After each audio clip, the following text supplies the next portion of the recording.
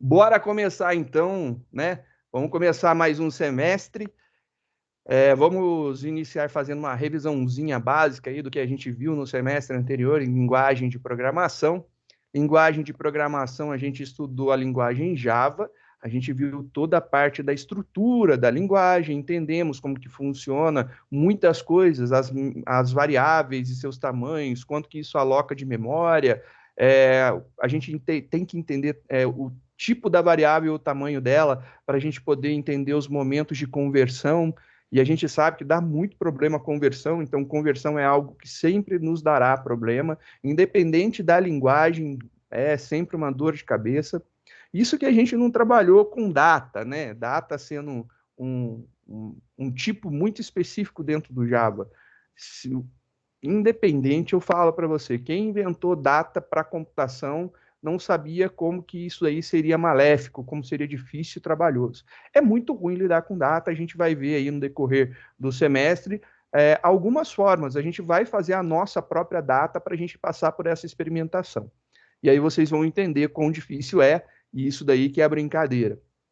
Nesse semestre, então, a gente inicia com uma revisão, aí depois da nossa revisão, a gente já vai chegar até o assunto de arrays unidimensionais ou vetores, né?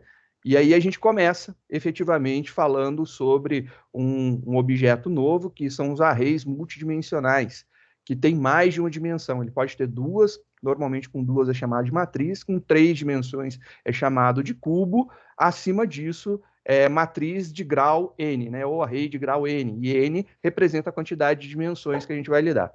E a gente vai ver isso daí, logo em seguida a gente vai partir para modularização, segmentação, criação de subrotinas, né? Essas subrotinas são conhecidas como métodos na linguagem Java, em outras linguagens são chamadas de funções ou procedimentos, alguns chamam de subrotinas, e vamos ver, né, essa técnica de modularizar o nosso código, como que ela é interessante, o que, que a gente tem de benefícios com ela. A partir da finalização da modularização, a gente inicia efetivamente falando de orientação a objetos, que é o que realmente a gente precisa. A gente precisa entender bastante a parte de arrays, porque vai fazer parte da nossa vida nesse semestre e no próximo. A gente precisa entender a criação de métodos, né, de funções, procedimentos, a programação modular, porque orientação objeto é baseado em métodos, você cria muitos métodos para um monte de coisa, que os métodos são referentes aos comportamentos dos objetos, que a gente vai ver lá na frente. Então, a gente precisa saber criar isso daí e trabalhar muito bem. Então, a gente precisa saber esse acumulado. Caso vocês tenham dúvidas e dificuldades em alguma coisa, relembro que todas as disciplinas LP, POO, depois estrutura de dados, inteligência artificial, todas estão gravadas desde os primeiros semestres de 2020. Então, você pode acessar qualquer um dos semestres e assistir, tirar suas dúvidas lá, dar uma olhada. Se tiver dúvidas complementares, é só me perguntar, manda lá no grupo, manda no meu WhatsApp, manda no e-mail, no chat, não importa. Chegando até mim, eu tento responder o mais rápido possível. Se perguntar num local onde tem mais gente, provavelmente você consegue resposta também dos colegas, que é legal essa participação. Vamos começar então relembrando um pouquinho, né? O que, que a gente usava? Vou lá compartilhar minha tela, eu já tenho aqui aberto para iniciar a nossa brincadeira o meu Gini, que é a ideiazinha que eu utilizo. Como eu sempre gosto de falar, não há obrigação nenhuma de utilizar ela. Você pode utilizar qualquer IDE de seu gosto. IDE é que nem sistema operacional, é que nem roupa, é que nem comida. Cada um tem um gosto diferente, né? Eu tenho colegas que eu tenho um colega que você não pode oferecer uma banana que ele quase passa mal, ele não aguenta sentir o cheiro, bolo de banana, qualquer coisa contendo banana. E tenho colegas que adoram fazer aqueles bolos com banana e levar para a galera comer. E esse cara ele não pode chegar nem perto no dia, porque ele odeia do fundo do coração dele. Isso daí é a mesma coisa com o IDE. Você vai na IDE que te dá mais conforto e te dá mais segurança. Eu utilizo o Dini por ser uma ideia muito leve, ela é muito levinha mesmo, é bem tranquila, não é uma ideia muito rebuscada, ela não tem muitas ferramentas para te auxiliar, mas nesse momento é algo que eu julgo muito importante. Quanto menos frufru, segundo o nosso querido professor designer, mestre em designer Dionísio, né? Quanto menos frufru, mais você aprende a programar, porque você vai ter que escrever mais código e ela não vai complementar para você.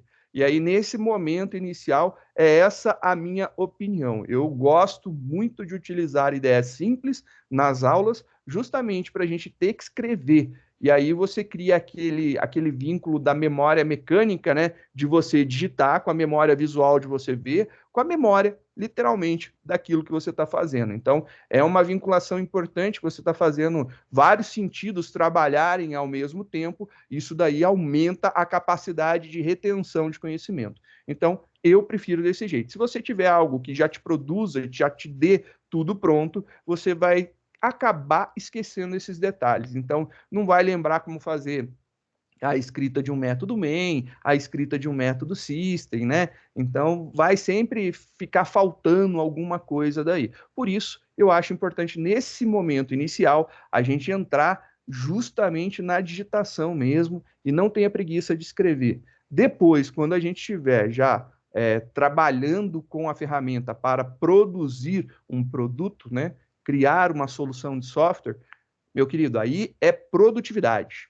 Aí é quanto mais código a IDE te ajudar para acelerar na entrega, melhor. Quanto mais dicas de aonde está o erro, melhor e mais rápido você chegará na solução do problema. Então, muda muito o conceito. Um primeiro inicial é você escrever para aprender. Depois, a gente vai utilizar ferramentas para produtividade e acelerar aí a nossa codificação. Então, essa é a diferença. Ah, professor, eu gosto do NetBeans, eu posso usar? Pode, não é restrição nenhuma. Eu só tenho essa consideração que é importante. Se você ficar usando uma IDE que te ajuda muito, você esquece o básico e aí fica com alguns lapsos lá na frente. Mas não é impeditivo. Pode usar, sei lá, IntelliJ, NetBeans, Eclipse. Você pode utilizar o VS Code, que todo mundo está gostando muito de usar. Pode usar o Genie, pode usar, sei lá, o JCreator. IDE é muito gosto, é o editor que te faz. Tem gente que gosta do Sublime, do Atom, né? É muito gosto mesmo. Então, se identifiquem, vejam aí qual que é a que mais agrada e manda bala. Então, depois que você descobrir a que mais te agrada, use-a e saiba procurar os pontos de adaptação, de correção, de mudar lá os ajustes da ideia, dá uma fuçada, assista vídeos sobre a ideia e aprenda bem sobre ela. Aprendendo bem sobre a ideia, eu acho que isso te ajuda muito, mas não vira xiita da ideia não, viu? Pode mudar a ideia também, não tem problema não.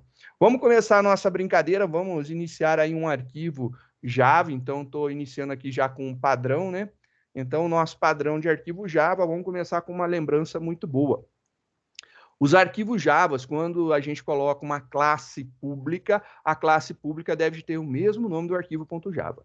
Então, se eu salvar esse arquivo desse jeito aqui, ele deveria funcionar. Obviamente, não irá funcionar por causa do espaço, que é um caractere que não é aceitado, né? Mas tá tudo escrito em minúsculo, e se você der uma olhadinha aqui, tá o mesmo nome, .java, tudo em minúsculo igual. Não é a escrita correta, não é a convenção, mas isso daí não impede o funcionamento, né? De escrever o nome de uma classe com letra minúscula. É uma boa prática e faz parte do Java. Quando você escreve o nome de classes, você colocar a primeira letra de cada palavra em maiúsculo. Por quê? Porque isso daí é a designação de classes. Se você colocar qualquer coisa que comece com uma letra maiúscula, e lembro que o Java é case sensitive, né? Ele diferencia letras maiúsculas de minúsculas, você já vai saber que aquele negócio com letra maiúscula é uma classe. Então, batendo o olho aqui, de primeira, você já tem algo que é muito importante. Você tem uma classe que, olha, já tem uma letra maiúscula. Então, esse string daqui é uma classe. É uma classe que representa a cadeia de caracteres para a gente. Então, isso aqui está representando um array de cadeia de caracteres. É isso daqui. Então, S maiúsculo aqui da string faz a gente entender que string não é uma variável, não é um tipo, mas sim uma classe. Então, é importante você lembrar desses detalhes da linguagem. Quando eu vou escrever variáveis, métodos que a gente vai aprender e qualquer outra coisa similar, você vai ter aí como padrão a primeira letra da primeira palavra em minúsculo, e as demais palavras, a primeira letra vai para o maiúsculo, né? Que é aquele sistema common case, né? Que é o do camelo, das corcovinhas. Então, fica uma escrita com maiúsculo, minúsculo, fica desse jeito. Quando você tem tudo escrito em maiúsculo, você tem constantes. E a gente tem várias constantes que são utilizadas dentro da própria, dentro das classes que a gente vai lidar. Então você vai ver em muitos momentos dos nossos códigos alguma coisa escrita tudo em maiúsculo. Quando você vê isso aí tudo escrito em maiúsculo, você sabe que aquilo dali é uma constante. Então tem esses detalhes aí da linguagem que nos ajudam, facilita bastante. Vamos começar aqui a nossa brincadeira, então. Vou apagar aqui um comentário extra. Vamos iniciar esse cara daqui salvando ele. Então, vamos colocar aqui revisão 01, nosso primeiro arquivo de revisão. Dentro da nossa pastinha, arquivos fonte, vamos começar, depois eu vou criando as pastas individuais. Então, primeira parte, a gente vai fazer uma revisão. Vamos rever algumas coisas importantes, né? Vamos lá, nossa brincadeira começa com as declarações de variáveis. Vamos lembrar quais são os tipos de variáveis que a gente tem. A gente tem variáveis que são primitivas e variáveis que são referência. Dentro das primitivas, nós temos as numéricas e as caracteres e as booleanas. Então, a gente, dentro das numéricas, a gente ainda tem os tipos que são inteiros e os tipos que são ponto flutuantes, né? Que tem casinha depois da vírgula. Nos tipos inteiros, nós temos 4, que é o byte, o short, o int e o long. Então, a gente tem os 4 tipos primitivos inteiros, byte, short, int e long. Lembrando que o byte ocupa 1 byte, o short ocupa 2, o int ocupa 4 e o long ocupa 8. Vai dobrando de tamanho. Isso daí não é dobrar a capacidade. A gente viu que a gente começa lá com 256 possibilidades com byte, sendo que a gente vai de menos 128 a mais 127, lembrando que o 0 entra na contagem dos positivos, por isso é sempre menos 1 para o lado do positivo. E aí depois o short já vai para 32 mil, o int já vai para 2 bilhões e alguma coisa, e o long vai para um número gigantescamente grande. Então, sei lá quantas casas decimais vai lá no long. E aí a gente vai para os pontos flutuantes. Os pontos flutuantes são 2, a gente tem o tipo float e o tipo double. O float, ele tem 4 bytes e o double tem o dobro dele, que são 8 bytes. E aí a gente consegue números absurdamente pequenos, então ele pode ter uma precisão muito, muito, muito pequena, ou senão ele pode ser muito grande, né? Porque a gente está lidando aí, por exemplo, com 10 elevado a, pode ser negativo para dar a precisão ou positivo para dar o tamanho. Então a gente pode trabalhar em cima disso daí. Então é uma variação bem interessante, ou ele é infinitesimamente muito pequenininho, muito sensível, muito pequeno, né? Ou ele pode ser absurdamente gigante. Então dá para a gente pensar nessas brincadeiras. A gente tem os tipos caractere, o tipo caractere é o char é do tamanho de um short, mas ele tem a equivalência a um int, então a conversão direta dele é para int, mas ele ocupa o mesmo tamanho de um short. E depois a gente tem o tipo boolean, que é o tipo booleano, que ele guarda valores lógicos, verdadeiro ou falso. Voltando só no char, o char ele armazena um caractere, e esse caractere é delimitado por apóstrofos, não é por aspas, né? E é apenas um caractere, não mais que um, não menos que um, apenas um. Então, você sempre vai ter um caractere como conteúdo de uma variável char. O booleano, ele guarda true ou false, ele pode ter esses dois estados, esses dois valores, né? Então, essa daí é a característica do boolean. O boolean, ele é o menor em tamanho, né? Ele ocupa 1 bit. O bit é a menor unidade que nós temos dentro da informática de informação. O bit é simplesmente um estado, se ele está ligado ou se ele está desligado, se ele está true ou se ele está false. É isso daí que a gente tem. Então, esses são os tipos básicos. Como eu falei, a gente estava falando aí desses caras que são os tipos primitivos. Os tipos primitivos, eles só conseguem armazenar dados. Então, eles só podem armazenar dentro da capacidade deles. E para que eu possa fazer conversão de tipos, né, transformar de um tipo primitivo para outro, a gente tem o tal do cast, que é a conversão entre tipos, né? Então, a conversão entre tipos é importante. Eu lembro que a gente tem um cast que é automático, quando eu pego um tipo maior e tento atribuir a ele um tipo menor, por exemplo, eu pego uma variável do tipo long, um inteiro long, né? E eu falo que eu quero colocar dentro dele um int. um inteiro do tipo int. Cabe? Cabe. A conversão, eu preciso falar alguma coisa? Não, não preciso falar nada, é automática. Por quê? Porque o int cabe dentro do long. O long tem 8, o int tem 4, então quer dizer que sobra ainda espaço. Cabe. Então eu posso colocar. Então dentro do long eu posso colocar int, eu posso colocar short, eu posso colocar o byte. Qualquer um desses tipos cabe dentro de um long. Isso daí é uma coisa fabulosa, porque a gente entende uma conversão automática sem ter necessidade nenhuma. Mas a gente também tem o caminho contrário. Por exemplo, você tem uma variável do tipo byte que atribui ela um valor de um int, por exemplo. Quando você fizer isso, vai dar um grande problema, que é o derramamento de bits, que você tem perda de precisão. Por que, que eu tenho perda de precisão? Quais são os valores que um byte assume, né? O byte ele tem 1 byte de tamanho, o int tem 4, então quando eu tentar colocar um byte dentro de um byte, um int, você tem que imaginar isso aqui, ó. O int está aqui, né? O byte está aqui. O int está vindo aqui, 4. Quando eu colocar, só um vai caber. O restante, esses 3 aqui, eles vão derramar, vão cair para fora do tamanho possível da variável. E esse derramamento causa perda de precisão. E a perda de precisão pode ser estranho falar em um inteiro, né? Que você fala precisão, parece que é casa decimal, né? Não, é complicado porque você está lidando com conversão de número, porque tudo é binário e a gente está convertendo para decimal. Você pode ir até 127 positivo. Se eu tentar colocar 128 inteiro dentro de um byte, não cabe o valor 128.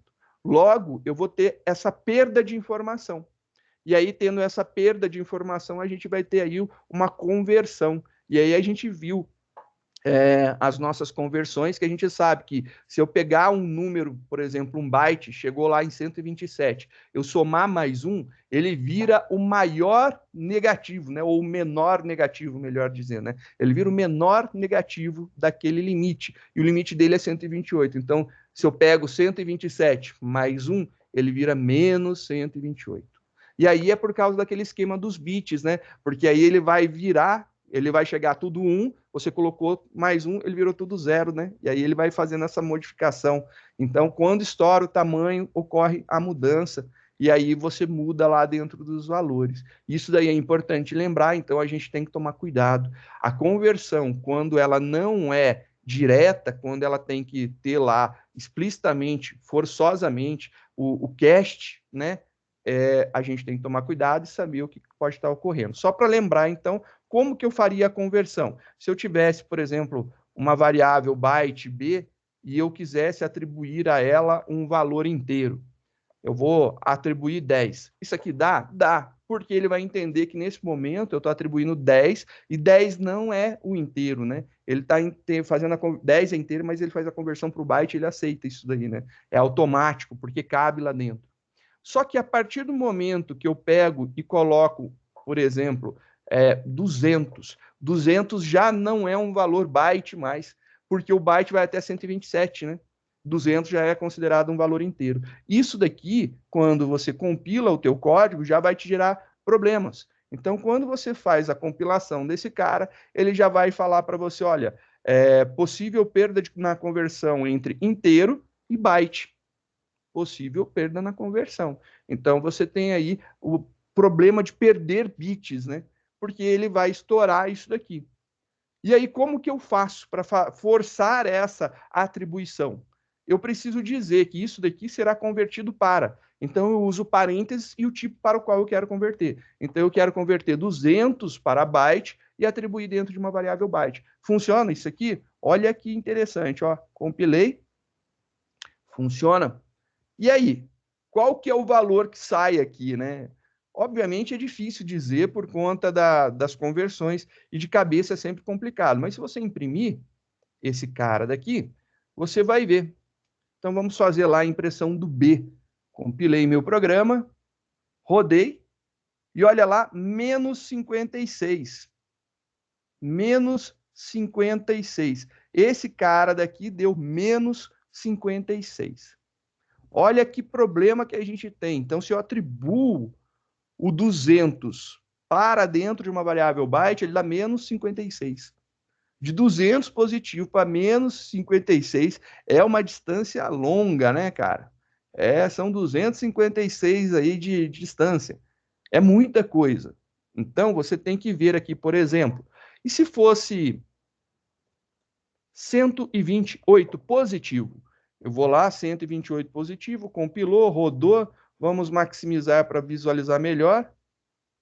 Olha lá, 128 negativo. Por quê? Porque estourou o tamanho, né? O 127 é o maior positivo dentro do byte. Mais um, ele vai para o menor negativo. Qual que é o menor negativo? 128.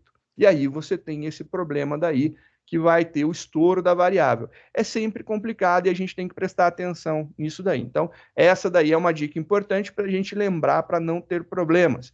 Então, a gente vai ter lá os nossos tipos, só para lembrar quais são, né? Os tipos inteiros. Vamos colocar aqui um comentário grandão. Então, os tipos primitivos.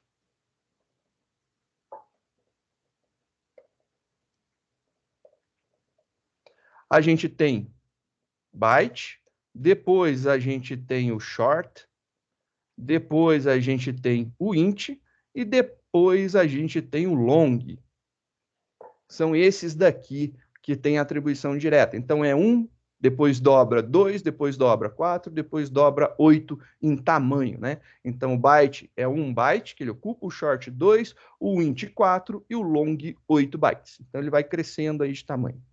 Isso daí é importante a gente entender e fazer uma atenção grande, porque não necessariamente a gente está programando para dispositivos com muita memória.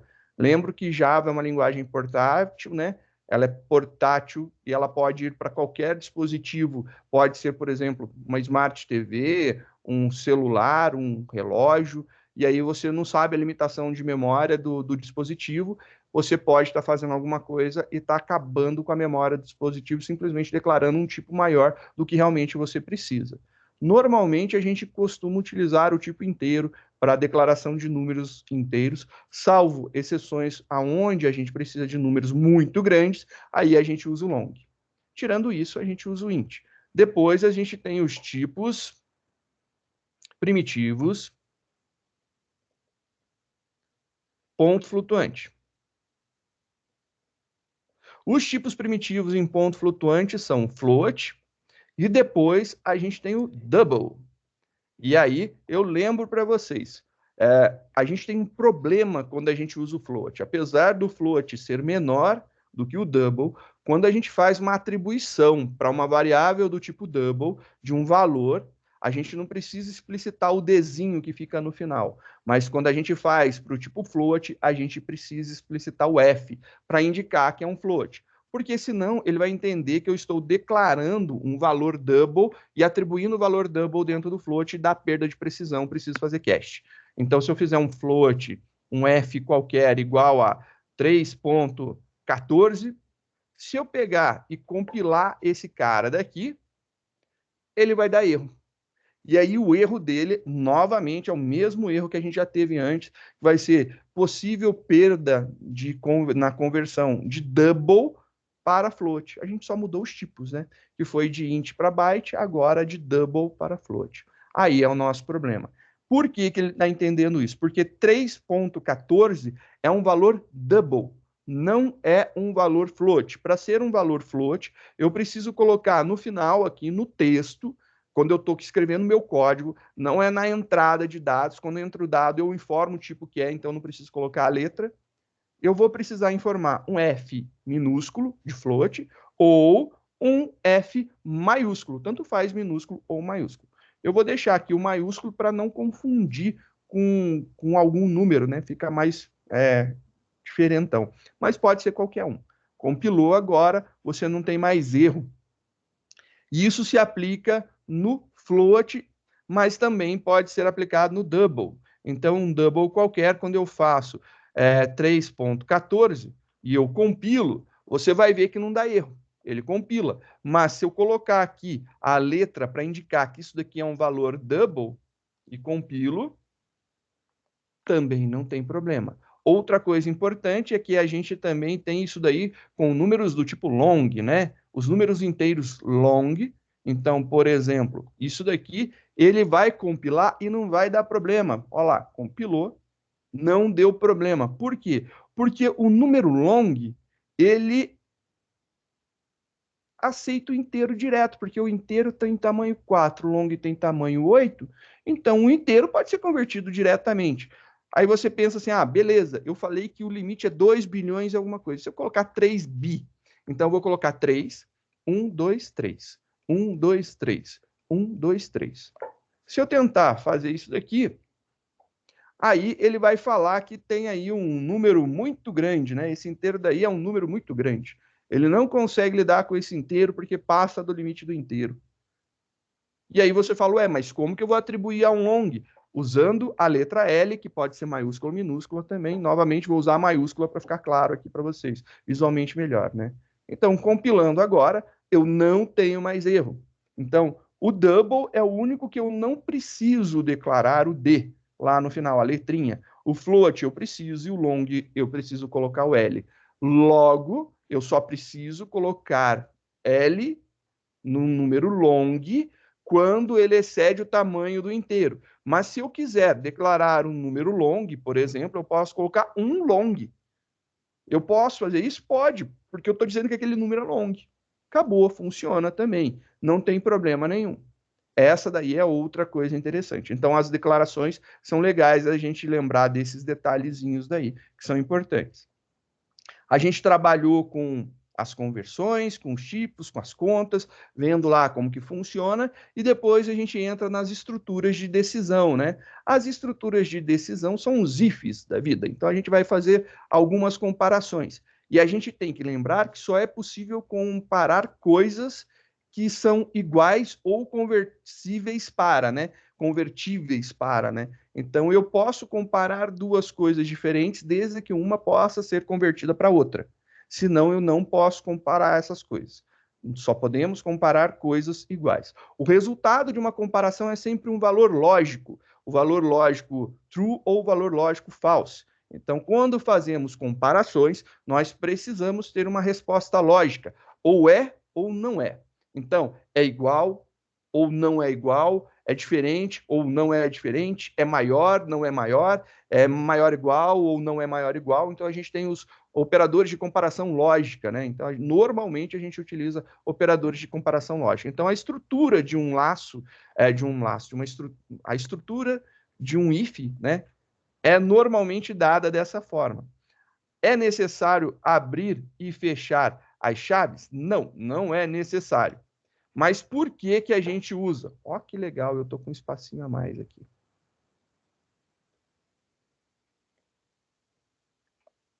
Pronto. Por que que a gente usa? Para evitar erros, porque se você não utilizar, você só vai poder colocar uma instrução dentro da tua parte verdadeira ali do if. E é legal, funciona. Você pode usar? Pode, mas é bom você usar quando você já tem bastante experiência e ciência do que está acontecendo. Eu, por padrão, recomendo sempre, abre o bloco e fecha o bloco e coloca o códigão lá dentro. Porque aí evita dar dor de cabeça na inserção de código. Então, se você precisar colocar mais uma instrução, esquecer de colocar a chave, ele só vai executar uma na condição. E a outra sempre será executada. Então, pode dar problema aí na execução do teu código. Vamos fazer aqui uma comparação, por exemplo, né? Eu posso verificar se a gente declarou um byte e atribuiu 128 negativo ali, né? B maior ou igual a zero? Se for, eu vou dar uma mensagem aqui, né? Eu vou escrever alguma coisa. Só estou dando espaços e enters para que possam ser visualizados melhor, né? Ter uma leitura melhor. System.out.println, e eu vou escrever aqui um texto. E aí, como é um texto, é entre aspas, né? Então, lembrando que o char é entre apóstrofos, os textos, as cadeias de caracteres, entre aspas. Lembrando, se tem dois negocinhos, é cadeia de caracteres. Se tem um, aí é somente o char. O B é positivo. E aí, vou compilar o meu programa e vamos executar. E aí, olha só que legal, não apareceu a mensagem. Por que que não apareceu a mensagem? Porque o B é negativo. E aí, quando você quiser tratar a parte que é o não verdadeiro, ou seja, o falso dessa expressão lógica daqui, nós temos a possibilidade da utilização de um else. Então, a gente pode vir aqui e colocar um else. E o else também, ele pode ter ou não a abertura de bloco, e eu vou colocar uma para mim aqui, porque eu gosto de organizar dessa forma. Estou colocando ali que é negativo. Compilou. Vamos ver agora. E agora ele fala que o B é negativo. Então, olha só agora o que está acontecendo aqui. Vamos ampliar isso aqui. Deixar aqui do ladinho. Quando eu coloquei um if, ele fez um teste do valor da minha variável B. Ele testou se a variável B é maior que zero. Se ela for maior que zero, ele vai imprimir essa primeira parte daqui. Se ela não for maior que zero, se o resultado disso daqui for um resultado lógico falso, ele vai executar o se não. Se não for verdade, ele vai executar isso daqui. E ele executou exatamente o que está ali embaixo. E é isso daí que a gente trabalha. A gente trabalha com as lógicas de junção de decisões, de laços, de escolhas, de listas ou arrays, e a gente vai juntando tudo isso para criar as nossas soluções computacionais. Essa é a grande sacada de tudo. A gente tentar simplificar ao máximo o nosso problema em instruções que a gente possa dizer, se acontecer isso, faça isso, se não faça isso, se não faça aquilo, você pode encadear. Você pode colocar uma instrução dentro da outra, normalmente isso é chamado de aninhamento de ifs. Se você estiver testando valores únicos, né? Então, se você quiser testar se o B é 1, se o B é 2, se o B é 3, se o B é 4, não vale muito o esforço de criar ifs para isso daí, porque fica uma estrutura muito grande.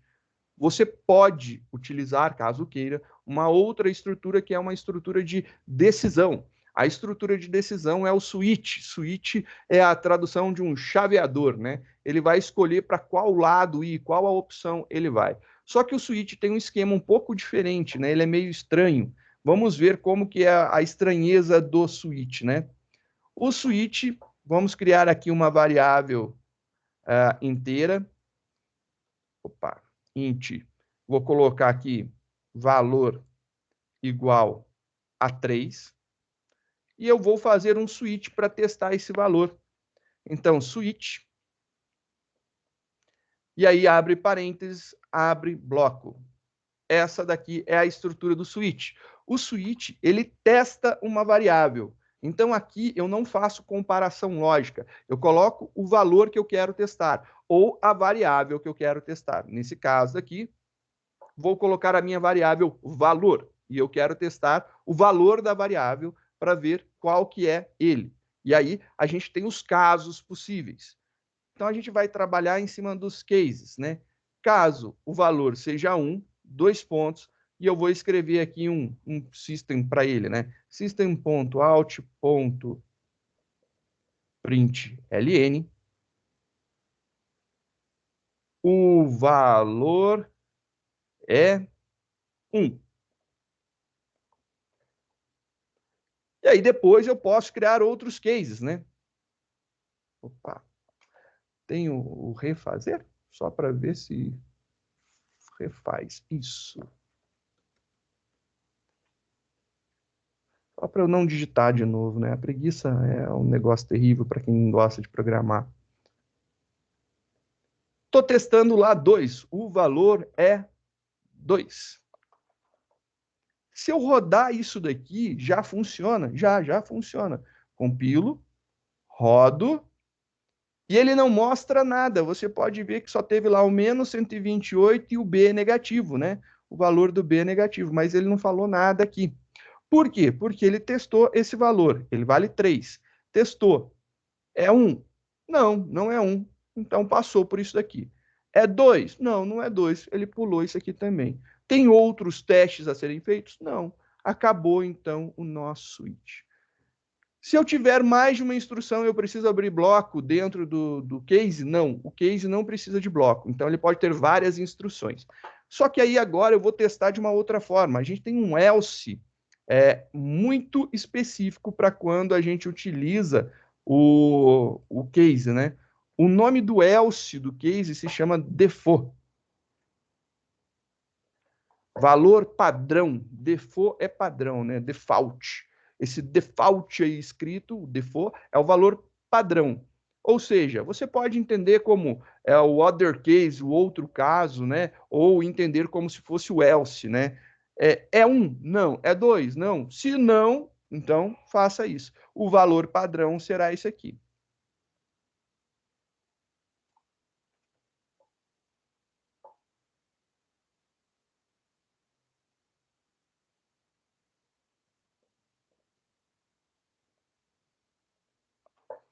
Por exemplo, o valor é diferente de 1 e 2. Essa é a única certeza que eu posso afirmar, né? Se eu não sei o meu universo de discurso, eu não sei o limite da variável, eu vou falar que se não é 1, se não é 2, a única coisa que eu posso afirmar é que o valor que eu estou colocando ali é diferente de 1 e 2, né? Então, compilando isso daqui, você vai obter exatamente o default. E olha lá, o valor é diferente de 1 e 2. Pô, show de bola! Então, eu posso mudar aqui a minha brincadeira. Eu vou colocar, por exemplo, 2. Vamos ver o que acontece quando eu coloco 2. Compilo, executo, e agora você vai ver uma saída estranha. O valor é 2, o valor é diferente de 1 e 2. Ô, louco, mas como assim, né? Ele imprimiu esse e imprimiu o outro. É o problema do switch case. O switch case ele tem aí essa característica. Depois que ele entra em um dos casos, ele executa todos os que estão abaixo. Para que não aconteça isso, a gente precisa fazer com que ele pare. Eu tenho que dar um break nele. Então, a gente tem que utilizar um comando chamado break, ou dificuldade.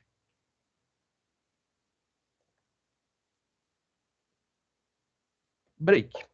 Se ele entrar aqui, se for 1, vamos colocar aqui para testar, 1. Ele vai entrar, vai falar que o valor é 1, e com o break, ele vai parar, ele vai romper essa estrutura, esse bloco daqui. Então, esse bloco daqui vai ser rompido, e ele vai cair exatamente depois dessa chave. Ele vai estar com o cursor ali, exatamente para executar depois daquela chave. Como eu não tenho mais nada, só está finalizando o resto, acaba saindo do meu programa isso daqui, né? Compilando e executando, olha lá, o valor é 1. Ó, que belezinha, o valor é 1. Se eu colocar agora 2, compilar e executar o meu programa, compilando e executando, olha lá que bonitinho, o valor é 2. Se eu colocar qualquer outro valor, por exemplo, 73, compilei, rodei, o valor é diferente de 1 e 2, 73 realmente é diferente de 1 e de 2. É a única certeza que eu tenho por causa das minhas comparações ali dentro, né? É diferente de 1 e é diferente de 2. Então, é uma possibilidade interessante. Já que a gente está brincando, né, de ter que mudar na mão os valores, vamos aproveitar e fazer a entrada desses valores, né? Para fazer a entrada de valores, a gente não tem algo que faça parte direto aqui do core do Java. A gente precisa usar um pacote, que são as bibliotecas, né? O nome das bibliotecas do Java são pacotes. Eu tenho que usar um pacote específico para poder fazer a entrada dos dados. Assim como se você tivesse lá na linguagem C, você também utilizaria lá um pacotezinho para fazer o input dos dados para você poder usar o scanf. A gente vai utilizar um scanner. E vou lá, a gente tem o mesmo problema que a gente tinha lá na linguagem C. A gente não consegue ler caracteres e números juntos porque ele tem aquele problema do buffer, ele se perde. Então, existe uma técnica muito simples, alguns não gostam porque acham que é gambiarra. Eu acho que gambiarra é ter que usar aquele fflush lá do C, né? Mas aqui, ou se não colocar como é um espacinho depois lá da máscara de leitura do porcentagem C do scanf para poder ler um caractere, que lá sim é gambiarra, né? A gente separa em dois scanners quando eu preciso ler um texto e quando eu preciso ler números. Somente textos precisam ficar em um scanner, né? E aí o restante você pode ler com outro scanner. Separou esses dois, você não tem problema e você pode utilizar o scanner para todos os textos e o outro scanner para todos os números. Não há necessidade de criar um scanner para cada coisa que você vai ler. Você pode utilizar o mesmo para ler números, não importa se você vai ler números inteiros, números ponto flutuante ou boolean, Você pode usar um único scanner, e aí, para ler cadeia de caracteres, você vai ter que obrigatoriamente usar um segundo scanner para não ter problemas. É sempre que dá o problema, não, tem alguns momentos que acontecem, momentos que não acontecem. Mas é bom você aprender a separar isso aí logo de princípio, para você não esquecer desse detalhe e acabar caindo aí no problema, né? Você vai acaba tendo que utilizar depois o teu mesmo scanner para outra coisa e aí você vai ter problemas na execução. Só que para fazer a utilização de um scanner, eu não consigo diretamente falar assim, vou usar um scanner aqui e acabou. Não, eu preciso importar esse pacote, importar essa biblioteca extra. Então, vamos ver aonde que a gente faz a importação. É lá em cima, no topinho do nosso programa. Antes de entrar no método, na classe pública, né? Antes de entrar na classe pública, a gente pode fazer o import do que a gente precisa. Então, na linguagem C include, na linguagem Java é import, import Java ponto útil ponto scanner. E olha só que interessante aqui, né? Isso aqui já é alguma coisa legal. Você está vendo que essa separação daqui são nomes de pastas, na verdade. E isso daqui é o nome de uma classe dentro da pasta. Existe uma pasta Java, dentro dela tem uma pasta útil, dentro da pasta útil tem um arquivo chamado scanner.class ou scanner.java lá, né? Se tiver o código fonte. E esse cara aí, esse código fonte lá, é o que a gente vai precisar, ou o ponto .class que já está compilado, ou o ponto .java que vai ser compilado. Normalmente é o ponto .class. Ele fica dentro do útil. O útil são os utilitários da linguagem Java. E a gente está importando. A gente vai utilizar muito as importações de dentro da pastinha lá do útil, né? Do pacote Java útil. Então a gente vai importar muita coisa de lá nesse semestre. No próximo, então, nem se fala, a gente importará muito mais coisas dentro do útil, né? Vamos ver agora, eu fiz a importação desse cara. A partir do momento que eu importei, eu posso criar um objeto de leitura. Então, eu vou criar o objeto de leitura que eu vou utilizar. Vou colocar aqui, ó, como primeiro comandinho, só para ficar bem destacado aqui, né? Como que eu crio um objeto de leitura para a gente poder utilizar? Eu tenho que chamar o tipo scanner, vou dar o nome que eu quero para o meu objeto de leitura, eu vou chamar ele de leia, e agora eu vou colocar um operador que cria uma nova instância, que é o new scanner. E aí agora ele vai ter um parênteses, né? Repito lá, um novo scanner, e dentro dos parênteses eu vou dizer o que eu quero escanear. Eu quero escanear a entrada do sistema, system.in. Beleza, a partir de agora eu tenho um scanner que será capaz de escanear a entrada do meu sistema. E aí eu posso utilizar. Qual que é o nome desse objeto scanner que eu criei? Leia. Então eu tenho esse objeto de leitura e o leia, e eu vou poder utilizar ele para fazer a entrada de dados. Vamos colocar esse negócio na prática agora, né? Eu quero que entre com o valor. Vou dar aqui uma impressão para o usuário, então system.out.print entre com um valor. Estou utilizando aqui print, não estou utilizando print ln, o print ele imprime, não pula de linha, o print ln ele imprime e ao final ele dá um enter, ele volta para a linha de baixo. A diferença, né? Então ele vai ficar aguardando aqui na frente desse texto o que eu quiser digitar, ele vai colocar ali. Eu não quero mais que ele coloque o valor 73, eu quero que o usuário digite isso, e agora eu vou chamar o meu scanner de leitura, né, meu objeto leia, e ele tem um método, uma função interna dele chamada nextInt. E aí eu quero que o próximo valor digitado seja o inteiro. Nesse momento, eu vou mandar uma mensagem para o usuário e ele vai ficar aguardando a leitura de um inteiro. Eu digito o valor inteiro, dou Enter, esse valor será atribuído para dentro da variável valor e eu posso testar esse valor, né? Vamos ver aqui o que vai acontecer. Compilou, belezinha, rodou. Vamos maximizar para ver aqui. Olha lá que legal. Ele está pedindo, ó, entre com um valor e o cursor piscando ali para que eu possa digitar. Vou digitar, por exemplo, 2. Dou Enter. O valor é 2.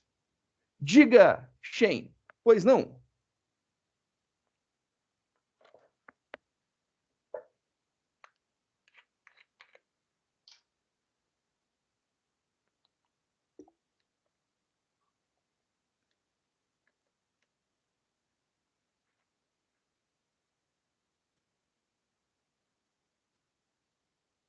Não deu certo colocar Java útil scanner com S maiúsculo, ponto e vírgula no NetBeans? Que louco.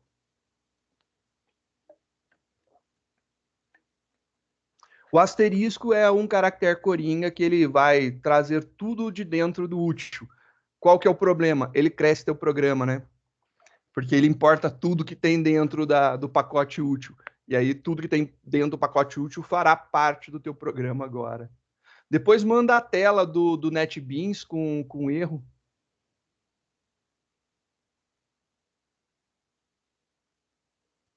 Caio, já está no Dropbox. Já está lá no Dropbox, ó, atualizado. Cadê? Arquivos recentes, olha lá, o revisão.class foi o último que ele compilou, já está lá dentro, já foi salvo. Então, o nosso codigão já está lá, mano. É só entrar no Dropbox da disciplina e você já pode usar. Não é bom usar o asterisco. É uma boa. O asterisco facilita a nossa vida, mas não é uma boa prática, não, Shen. Porque você está literalmente importando tudo. E não é tudo que você precisa. Você está, sei lá, você está trazendo todas as forças armadas para dar um tiro em uma latinha, manja? É isso daí. Você não precisava do Exército, da Marinha, da Aeronáutica para dar um tiro numa latinha. Você só precisava de uma pistola. Foi isso daí que aconteceu. O asterisco faz isso daí. Literalmente, analogia maluca, né? Foi a que eu pensei agora. Desculpa se não foi muito legal, mas é essa a ideia. Você estaria trazendo tudo que você precisa. Sei lá, imagina que você só precisava de um martelo para resolver o teu problema. Você trouxe toda a caixa de ferramenta. Essa é a grande diferença. Pode, pode.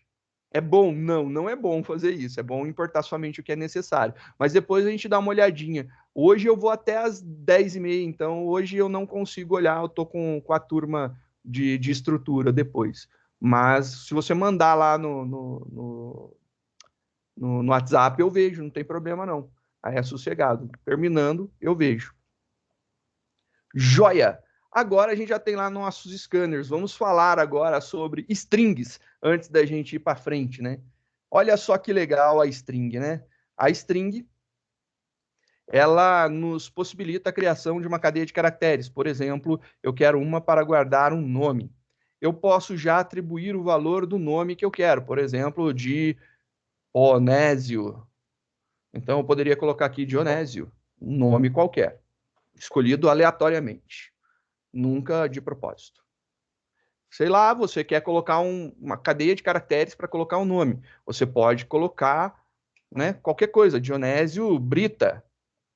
Então você pode colocar aqui qualquer coisa, inclui caracteres numéricos, caracteres especiais, símbolos, qualquer coisa você pode colocar como texto. Só temos alguns problemas, né? Dentro de uma cadeia de caracteres, existe alguns caracteres que são considerados caracteres especiais. Um caractere que é considerado especial, que dá para bater o olho e descobrir, é a aspas, né? A aspas é um caractere especial. Por que ela é especial? Porque ela delimita a string. Se ela é um delimitador, logo, ela é um caractere que eu não poderia, por exemplo, colocar aqui. Eu quero colocar entre aspas esse nome. Eu não posso fazer isso. Porque ele entende nesse momento que eu coloquei aqui uma cadeia de caracteres, algo que ele não conhece, e uma outra cadeia de caracteres. E aí ele fica perdido. Mas para a utilização, a gente tem aquele famoso contrabarra, que é o caractere de escape, né? Que eu indico a contrabarra dentro do. Ela surge nos sistemas operacionais, né? Principalmente nos Linux da vida, para indicar que o próximo caractere não é um caractere de comando, mas sim é um caractere de texto. Então, se você colocar uma contrabarra antes, então eu posso colocar aqui contrabarra antes da primeira aspas interna, né? Então, aqui antes da aspas, contrabarra antes da segunda, ele vira texto. E aí virou texto. Tanto é que você percebe agora que ficou tudo da mesma cor. Ele entende que tudo isso aqui que está selecionado é texto. Não tem mais duas cadeias de caracteres, né, duas strings separadas por uma palavra estranha que era ali o Brita. Eu posso utilizar esses caracteres de escape sem problema nenhum. Eu posso utilizar isso aí tanto para a aspas como para apóstrofo, e existem alguns outros, por exemplo, contra barra T, que é para dar uma tabulação, contra barra N, que é para pular de linha, são os caracteres de escape que a gente pode utilizar. Vamos fazer uma impressão desse cara daqui, só para a gente ver, né? Então, fazendo aqui um system.out.print ln, e eu quero imprimir um nome. Nome, e agora nome. Aqui, lembrando que o mais, quando é utilizado com cadeia de caractere, ele é a concatenação, ele junta as coisas, né? Então, eu estou concatenando essa cadeia de caracteres com essa cadeia de caracteres, essa string com essa string. Só pelo fato de digitar aqui entre aspas, né, já é uma string, não precisa ser atribuída a uma variável para ser. O tipo do dado é um dado do tipo string, né? Então, compilando e executando esse código daqui, compilou, executou, ele vai estar mostrando para a gente lá, ele vai pedir o valor, vou colocar lá 1, o valor é 1, e ele imprime nome Dionésio Brita, entre aspas, Brita. Então, você consegue sim fazer isso daí, é bem interessante. E se eu quiser ler o nome e digitar essa informação? Bem, se você quiser digitar essa informação, você pode utilizar esse scanner? Às vezes pode, às vezes não dá erro. Uma recomendação, não use o mesmo, né? Crie um segundo e não tenha mais dor de cabeça e seja feliz. Então, a gente vai fazer exatamente isso aqui, né? Eu vou criar um segundo scanner, então tá lá o meu segundo scanner, eu vou chamar de leia str, leia string, simplesmente para diferenciar do primeiro, não pode ter mesmo nome, óbvio, né? Que aí seriam duas coisas. Então, o primeiro, o objeto se chama leia, o segundo objeto se chama leia str. Dois objetos de leitura do tipo scanner. Agora, quando eu quiser ler uma cadeia de caracteres, eu vou utilizar o leia str. E lembro, não conheço forma de ler char no Java. A gente tem que ler em formato string e depois converter para char. É a única coisa que é estranha aí para mim também, é isso daí. Vou colocar aqui, então, um system.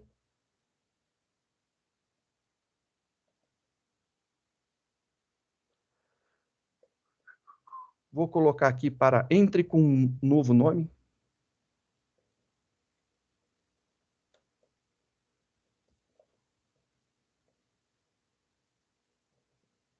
Entre com um novo nome, e aí vou ler aqui nome. Será igual, e aí eu vou utilizar o meu objeto de leitura. Leia string. E agora um método de leitura. Nós temos dois métodos de leitura de cadeia de caracteres. Nós temos o next e o nextLine. A diferença do next para o nextLine é que o next lê e ele não entende espaços. O que vem depois do espaço ele não lê.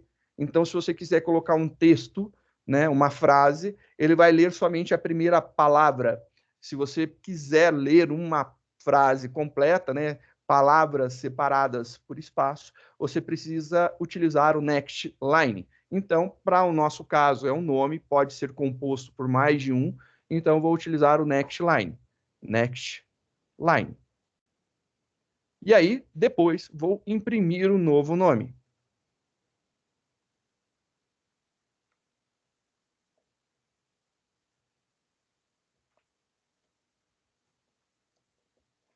E aí, a gente vai ver um novo nome que foi digitado. Vamos ver aqui como que vai funcionar essa entrada de dados. Compilando, rodando, vamos maximizar esse cara daqui. Pá, maximizou. Entre com um valor, vou colocar lá 5. É diferente de 1 e de 2. O nome atual é Dionésio Brita. Entre com um novo nome. Vou colocar aqui José Verson Silva. O novo nome é José Verson Silva. E ele conseguiu colocar lá o Silva, né? Mesmo colocando um espaço, ó. O espaço ele conseguiu ler. Se eu utilizasse no lugar do next line apenas o next, então vamos testar somente com o next. Então, compila, roda, vou maximizar para enxergar melhor, vou colocar lá 7, beleza, José Verson Silva. ele só lê o José Everson, ele não consegue ler depois do espaço. Então, colocou um espaço, ele já perde o que vem na frente. Ele não consegue ler isso daí, porque ele entende que você acabou a inserção daquele valor. É essa aí a ideia do next. Ele vai imaginar que você está lendo uma próxima variável. Então, por conta disso, ele tem esse probleminha daí, né? Então, vamos entender novamente. Se eu quiser ler uma palavra, eu posso utilizar next. Para ler uma frase, next line. Então, vamos utilizar o next line porque nosso objetivo é ler algo que pode ter espaços. Por conta disso, a gente está utilizando ali o next line.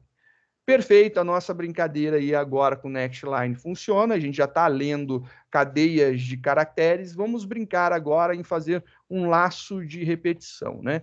Falta somente essa estrutura para a gente finalizar, são 3 estruturas de laço de repetição que a gente tem, na verdade a gente tem mais, a gente viu 3, né?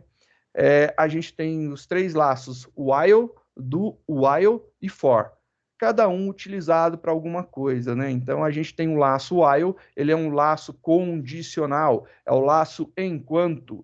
Ele vai ter aí garantido que pode não ocorrer nenhuma execução. Então é garantido testar antes de começar a execução. Se for para não executar nenhuma vez, esse cara te garante isso. Diferente do primo, irmão, gêmeo, camarada dele, o do while. O do while ele tem a característica de executar pelo menos uma vez. Faça enquanto.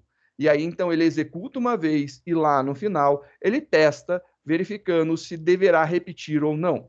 E o for, ele tem a característica de ter inicialização, teste, incremento, tudo dentro dele, mas não necessariamente precisa ser colocado dentro, né? A gente sabe que dá para colocar a inicialização, o teste e o incremento, cada um ou todos, né? Ou 2, ou qualquer agrupamento, pode colocar dentro ou colocar fora, e funciona. O fora é bem interessante. Uma coisa importante de lembrar a todo mundo é tudo que eu faço com um laço eu posso fazer com outro, obviamente seguindo algumas ideias de ajuste. Se eu tenho que garantir uma primeira execução, eu tenho que colocar alguma coisa que force a entrada tanto num while como num do while, como num for. Então eu preciso garantir forçar essa entrada. Se eu estiver utilizando, por exemplo, algo que não tem necessidade de executar uma primeira vez, mas se executar para mim também está tudo tranquilo, aí não dá para você reclamar, dá para fazer com os 3. Se eu tenho que garantir pelo menos uma execução, aí a gente tem que fazer adaptações tanto no while como no do while. É a única coisa que diferencia mais esses caras. E depois vem a questão da onde tem tudo, né? A inicialização, o teste e o incremento. Lembrando que quando eu falo incremento, eu posso estar fazendo, na verdade, um decremento. Eu posso estar decontando alguma coisa, né? Não necessariamente é contar. O laço condicional tem algumas coisas bem legais que a gente pode utilizar. Por exemplo, eu posso verificar enquanto não for o final do arquivo que eu estou lendo. Então, enquanto não é o final do arquivo, né? Enquanto não chegar lá no end of file, no EOF do arquivo, eu continuo lendo o arquivo. É uma coisa bem legal. E aí você fala assim, ué, mas como assim, né? Então, a diferença dos laços está nisso daí. Não quer dizer que você não possa fazer com for, não quer dizer que você não possa fazer com do while, mas cada laço ele é naturalmente puxado para uma ação específica. Por isso que a gente tem 3 laços diferentes, senão a gente teria tudo, né? Só teria um tipo de laço e acabou, e vamos ser felizes com isso daí. Por isso, dessa característica muito legal de ter 3 laços e poder utilizar um para cada situação, né? Eu gosto, Cristóvão, pessoa, gosta de utilizar para montagem de menus, eu utilizo o while, né? Ou o do while. Se eu já tiver lá um valor padrão, pode ser um while ou um do while. Normalmente eu utilizo do while. O while em si só eu utilizo para alguns testes condicionais, onde eu só preciso ter o teste, né? Não vai fazer seria um if que fica repetindo. O while é isso daí, né? O if que repete.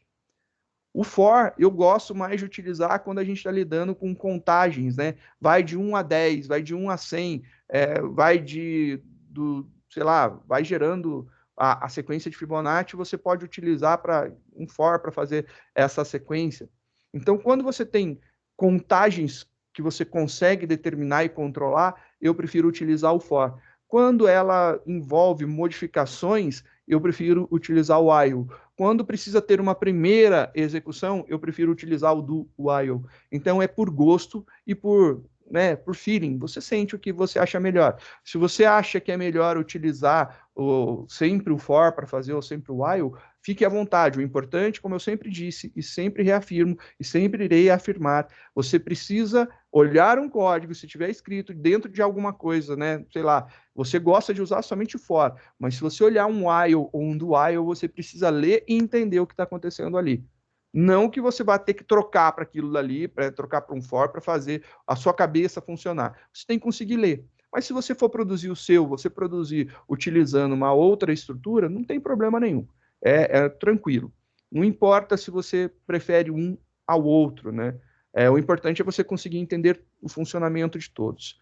E aí, essa é a brincadeira. A gente tem três coisas que um laço tem. O laço de repetição, independente de qual seja, ele sempre tem uma inicialização, um teste condicional, e aí depois tem um incremento da variável, que é a forma com que a gente rompe a execução desse laço. A gente diz estourar o laço, né? Fazer com que ele pare de ser repetido, né?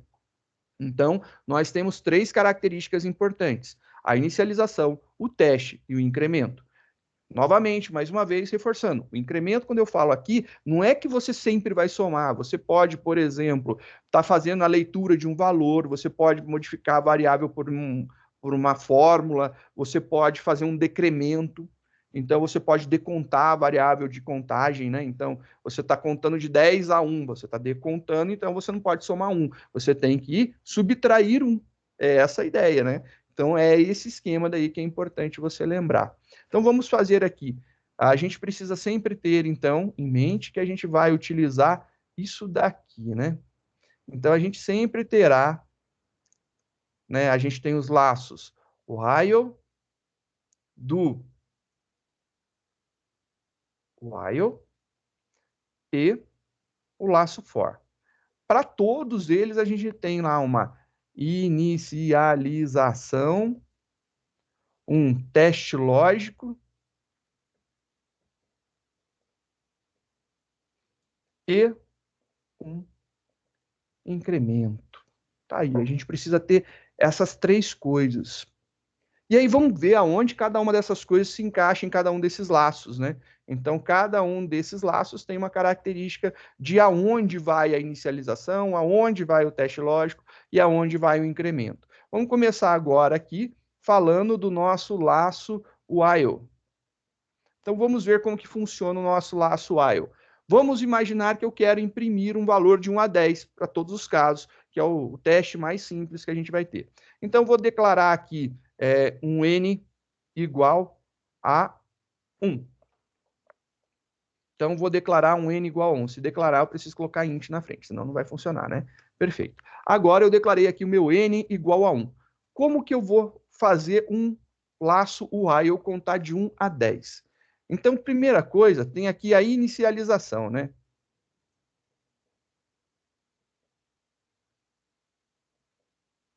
Opa, inicialização. Eu vou até mudar o lugar, porque olha só que interessante. Eu já inicializei aqui, né? Eu declarei a variável, já dei um valor para ela. Então, eu inicializei a variável que eu quero. Depois vem o teste lógico.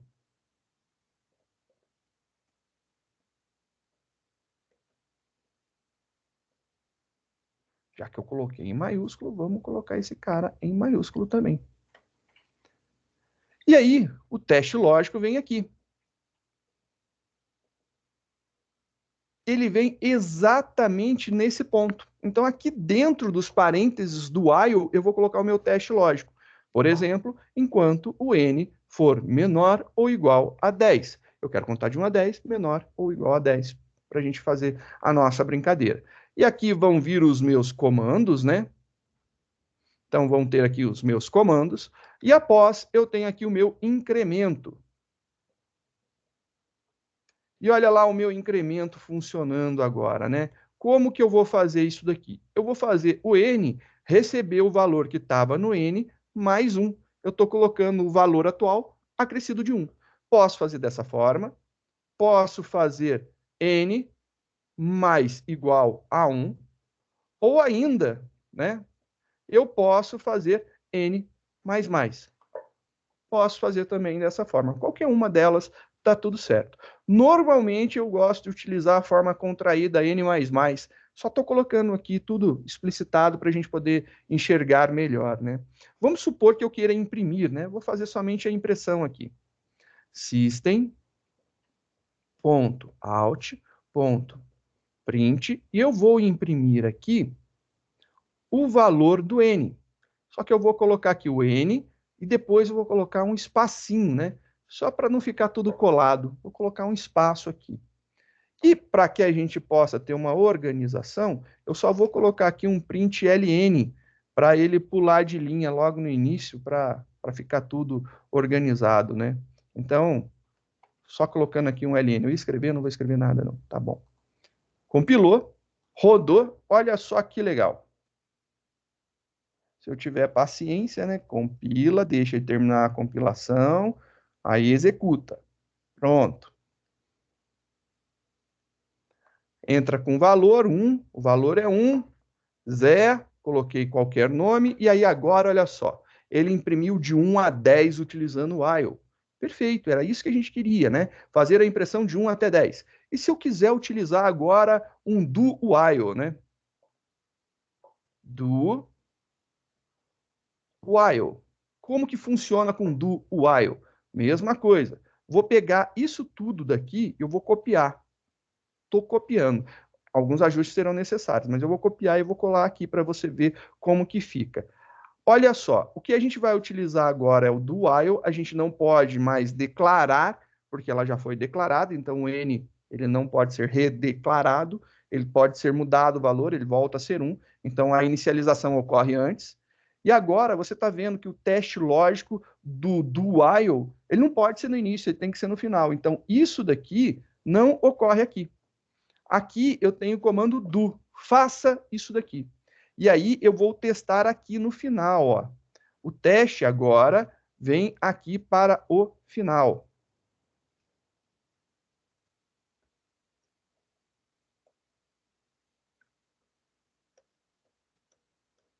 É isso daqui agora. A inicialização lá antes do laço, bonitinho.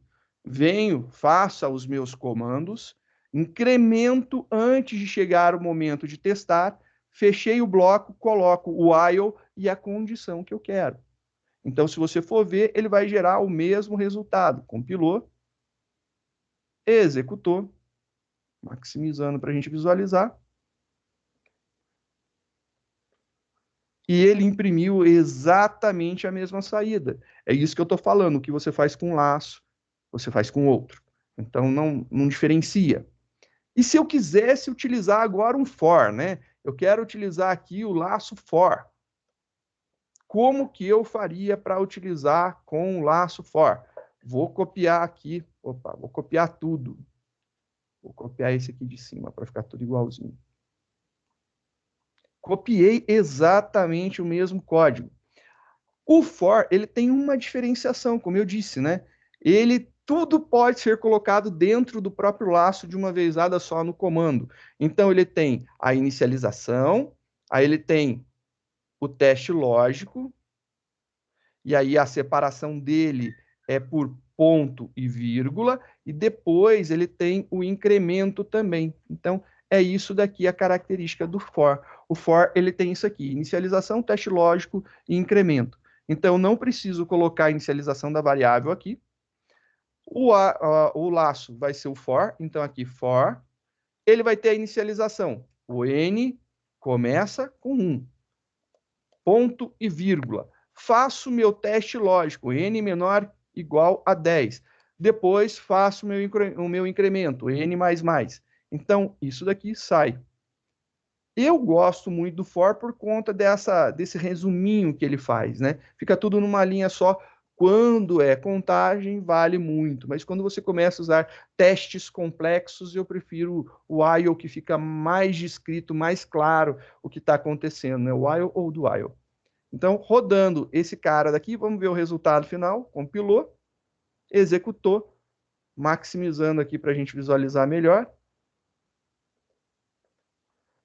exatamente a mesma saída. Então, no primeiro caso, a gente utilizou um while para fazer, segundo, a gente usou o do while, e o terceiro, a gente utilizou um for. Então, não existe diferença realmente para o usuário final, né? Mas sim na implementação do código. Aquilo que melhor lhe convir, eu acho que é o que você deve utilizar. Fizemos aí todas as brincadeiras utilizando os laços.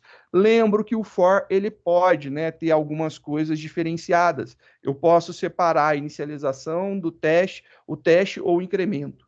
Eu posso fazer várias brincadeiras desse tipo, né? Então, com o for, eu posso fazer algumas coisas assim. Então, por exemplo, eu posso não colocar a inicialização aqui dentro. Então, vou tirar a inicialização, o ponto e vírgula tem que ficar. Então, a inicialização agora ficou separada. E aí a gente vai colocar aqui, ó, esse cara, e agora eu tenho que ficar lá com ponto e vírgula, o teste e o incremento. Ele funciona assim? Funciona. Então, olha só que legal, compilou, executou, vamos maximizar esse cara. E olha lá, ele imprime exatamente a mesma coisa. Esses são os dois impressos com for. Mesma saída. Posso também pegar agora e, por exemplo, colocar o incremento para dentro. Posso. Então, eu posso vir aqui, vou copiar esse daqui do mesmo jeitinho que está, ó. E aí eu vou jogar o incremento lá para dentro. Então, o incremento ele vai sair daqui e agora ele vai vir aqui para dentro, ó. O incremento foi para dentro. Arranco esse incremento daqui. Posso? Posso. Mas lembro, tem que ficar esse bendito ponto e vírgula. Ele tem que ter dois pontos e vírgula dentro. Eu não posso esquecer dos pontos e vírgula. Então, for, ponto e vírgula, condição, ponto e vírgula, e aí tudo isso daí dentro do parênteses. Eu posso fazer dessa forma? Posso, sem problema nenhum. Compilou, executou, e olha lá que legal, vai ter a mesma saída. Exatamente a mesma coisa. Gosto do freguês, né? Fica aí ao seu gosto como você pode fazer. Só estou lembrando e mostrando para vossas senhorias as possibilidades. Então, a gente tem várias formas da utilização dos nossos laços. Como eu disse, qualquer um deles eu posso fazer como decremento também. Não necessariamente o incremento é positivo. Eu posso fazer um decremento, né? Posso fazer a decontagem. Vamos imaginar aqui, eu vou pegar esse primeiro caso do for, né? Que ele está bonitinho, e vou mostrar aqui, ó. E se eu quisesse agora começar em 10, ir decontando, né? 10, e eu vou fazer agora até quando? Até o número ser maior ou igual, ou enquanto o número seja maior ou igual a 1. E aí eu não vou incrementar, vou decrementar, vou decontar isso daqui.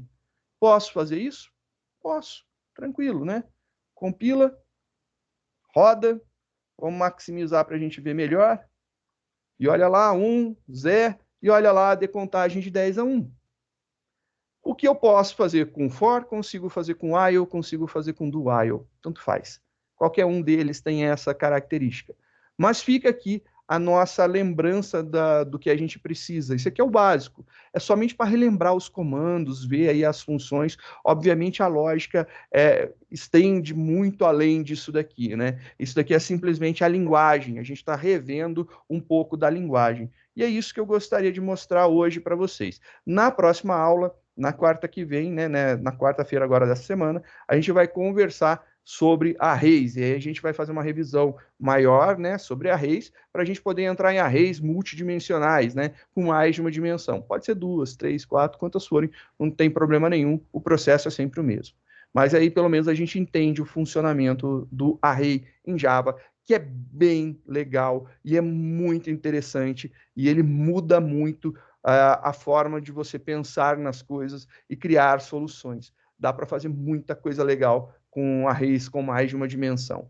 É muito interessante porque é array de array, é vetor de vetor. Então, dentro de uma posição do vetor, eu guardo outro vetor. Dentro da posição desse vetor, pode guardar um outro vetor. E assim por diante. Então, esse conceito é bem interessante, bem legal. Eu espero que vocês curtam muito a próxima aula, tanto com a revisão, como com a introdução às matrizes, que depois a gente vai falar, os cubos e os arrays de múltiplas dimensões aí a mais, né? Espero que tenham curtido. Qualquer dúvida, por gentileza, só perguntar. Qualquer coisa, tamo aí. Valeu, senhor. Obrigadão. Até mais. Valeu, senhor. Obrigado.